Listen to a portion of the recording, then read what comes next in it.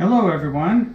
Today I'm going to make a roast chicken on the Weber grill, and I'm going to do this with indirect cooking, which means I pile up the charcoal on one side of the grill, and I got the ingredients ready. I have the chicken, I have rosemary that I ground from our garden, okay, thyme, pepper, salt. Now I have a lemon, an orange, and a lime, and the chicken, like I said, and I use this.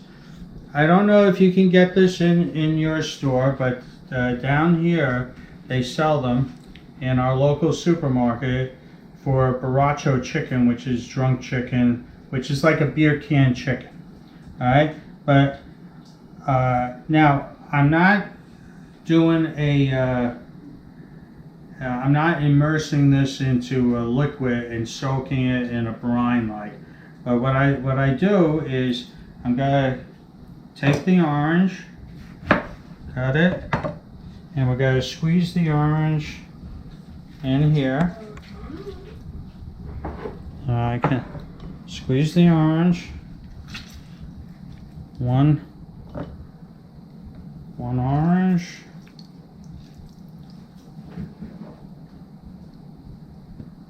and then I have a lime,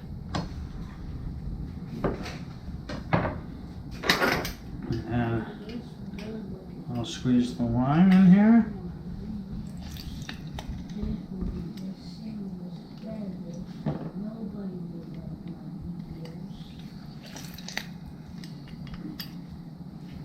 And we're going to do the lemon.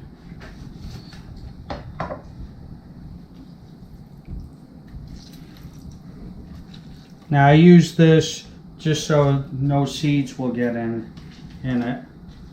The lemon has the most seeds.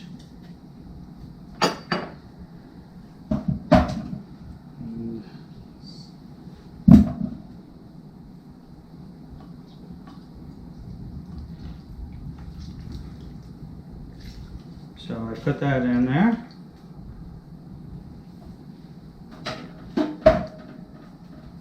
And what I'm going to do is I'll pour this in to the center.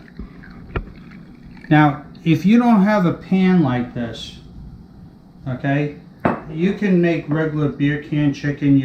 You pour the beer out of the can, and what I do is I take some of the rosemary and I put it in there. I take some of the thyme and pour it in there, and then I just top it off with a little wine, and that's it. What will happen is this will heat up and start steaming to add flavor into the chicken, and that the steaming keeps the chicken very moist. Now you should always use pinch cups for when you make anything, so you don't contaminate by putting your hand in a container or whatever. So that's why I have this. Now we start with the inside of the bird, and now this is kosher salt. You can be generous with kosher salt, but you can't be generous with table salt. You can't put the same amount of table salt. So I put in salt and pepper.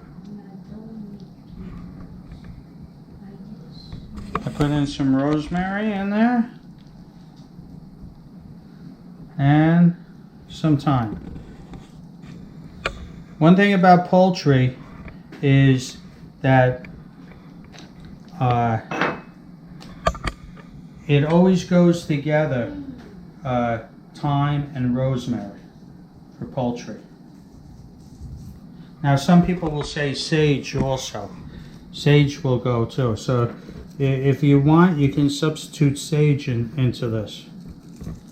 So I'm very generous with the salt because some of this will come off in the cooking process. So pepper.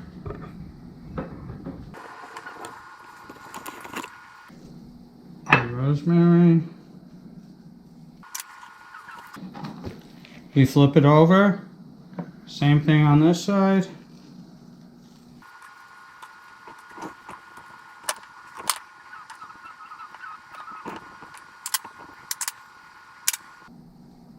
Now, that's all done.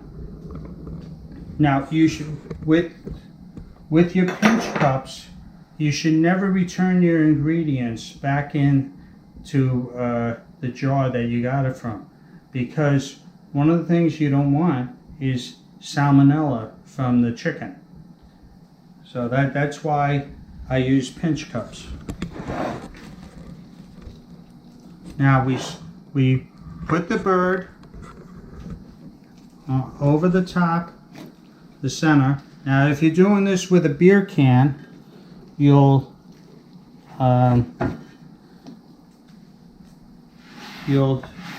just put a beer can there. And let me do the top here.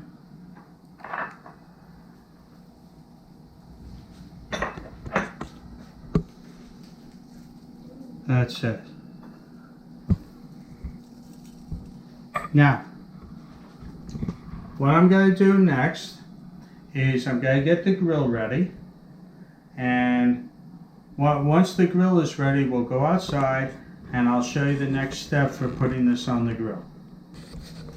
You can see I stacked up the charcoal. I started one batch of charcoal and then I poured another batch in on top of that. So what I'm going to do is I put the chicken on this side of the grill. Okay, so this is indirect cooking, and what I'll do is I'll put the lid on. Now I have the vents open on the bottom and everything. Now this usually takes about an hour and 10 minutes to cook. Now to check for doneness, what I do is I use a meat thermometer and I put it into the breast area of the chicken, and I get I want a temperature of 165 degrees, and that will tell you that the chicken is finished. So never go by appearance. You should always invest in, and meat thermometers are very cheap. Invest in a meat thermometer. They're a couple bucks, but you want to know the temperature because you don't want anyone getting sick. So that's the main thing. So we're gonna put that on the cover, and I open the vents all the way. Now the temperature will probably go up to approximately 400 degrees. So it'll be 400 degrees for about an hour and 10 minutes, an hour and 15 minutes, somewhere in that range. But midway through, I'm going to take this off and I'm going to turn the chicken. So it's facing one way now, and then I'll face it the other way. So I'll show you what it looks like in about 30 minutes. Now we're around 30 minutes in to the cooking, and what I want to do is I want to turn it around so you can see how it's doing, and it's looking good.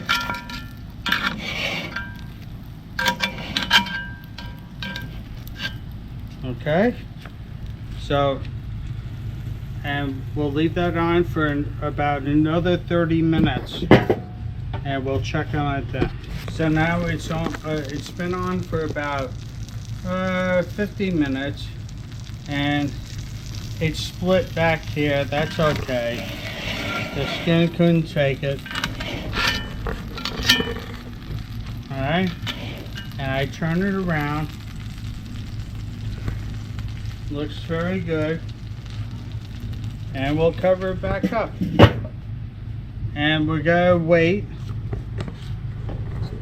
Now it's been in there for maybe 15 minutes. That's it. So it takes about an hour and 10 minutes, but we'll also take the temperature. So now we're ready. Now I took my temperature gauge. I have a meat thermometer, and what you do is the thick part of the breast, you stick it in. Now, if it goes above 165 degrees, it's ready. So, oh, look at that. 170, almost 180, and that took about an hour and 15 minutes. So that's how to do it. So join me inside. What we're gonna do is we're gonna take this off, we're gonna put it on the platter, and we're gonna carve it, and you guys see the finished results. So we have the chicken off the grill, and what we're gonna do is we're gonna cut it up. Now, you don't have to use a cleaver like this, but it makes the job easier to do. So, look at that. See that? It breaks it right open. Now I'll be taking off the rest, and what I'm going to do, we're going to take off a piece so I can taste it.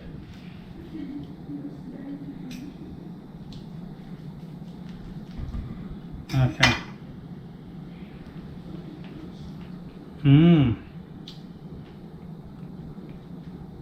You can taste the rosemary, the thyme coming through. So this is a very easy recipe. I hope that you like it. Anyone can do it, and please click like, subscribe, share, comment down below. Have a good day, everyone.